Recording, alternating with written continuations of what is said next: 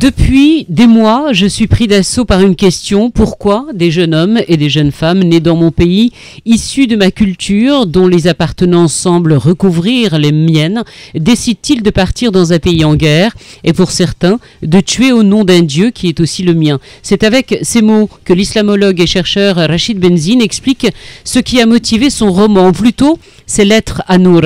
C'est l'incompréhension, l'interrogation, la soif de comprendre, comme une bouteille jetée à la mer dans l'espoir que quelqu'un puisse répondre. L'amour et la douleur, la paix et la guerre, réunir et séparer, comment défaire tous ces contraires, tous ces mots mis en vrac ont donné naissance à ce livre, ou plutôt à ce dialogue.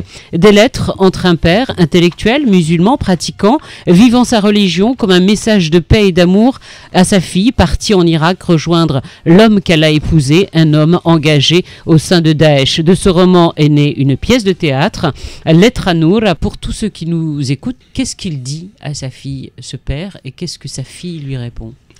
Tout d'abord, il lui dit d'abord qu'il l'aime. C'est très important parce que je peux vous lire simplement le premier. Oui, on aimerait bien, s'il vous plaît. C'est-à-dire, la première lettre, elle dit « Mon cher papa, je sais que cette lettre va te faire du mal.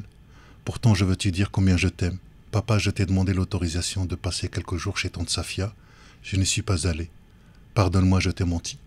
Avant-hier, je suis arrivé en Irak pour rejoindre mon mari. Nous nous sommes connus sur Internet. Il est formidable. Je suis sûr que tu l'aimeras.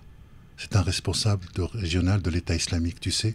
Cette armée de volontaires qui s'est constituée pour défendre l'islam et les pauvres. » Et donc, il lui répond beaucoup plus loin, « Ma petite fille chérie, quel soulagement que de recevoir ta lettre et lire tes mots. J'ai eu si peur. Je ne savais pas où tu étais, où te chercher. J'ai alerté la famille, les amis, les autorités. J'ai tout imaginé, même le pire. Surtout le pire. Et aujourd'hui, je reçois ta lettre qui me rassure car tu es en vie. Mais cette même lettre me met au supplice parce qu'elle m'apprend. À l'instant où je te retrouve, je découvre que je te perds. » Et donc, on a cet échange épistolaire qui va durer 2 ans sur 14 lettres et que nous allons lire avec Mounia Boudiaf ce soir à l'Institut français. Pourquoi dans notre religion, nous ne parlons pas d'amour plus souvent? Parce que tout d'abord, il y a tout un développement juridique au sein de l'islam entre ce qu'il faut faire et ce qu'il ne faut pas faire. Et ensuite, la religion, dans sa manière d'être exprimée, elle est souvent le reflet des relations dans la société.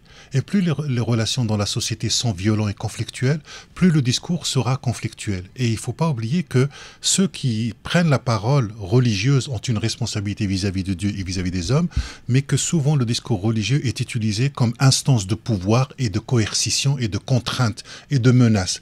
Et souvent, le discours religieux, c'est une manière de contrôler les gens, là où pour moi, il doit développer d'abord la bonté qu'il y a en chaque être humain et cette disponibilité, je dirais, à la liberté. C'est-à-dire qu'un discours religieux qui n'émancipe pas les individus, qui n'émancipe pas le groupe, qui n'émancipe pas la société, je dirais même vis-à-vis de mon propre discours ou vis-à-vis du discours du religieux, c'est un discours qui aliène et on préfère aliéner les esprits que plutôt libérer les esprits parce que la liberté, ça suppose la responsabilité et que la responsabilité est toujours quelque chose de dangereux. Lettre à Nour, la pièce de théâtre, vous pouvez la découvrir ce soir à l'Institut français de Casablanca, c'est à 20h30. À El Jadida, ce sera demain à 20h. Vendredi 4 mai, ce sera à 19h, ce sera à Fès. Samedi 5 à l'Institut français de Tétouan, ce sera 19h également. Et puis la dernière date, ce sera, pour tous ceux qui auront loupé tout ça, ce sera mardi 8 mai à 20h à Rabat, Inch'Allah. Merci beaucoup, Rachid Benzine. Merci de votre invitation.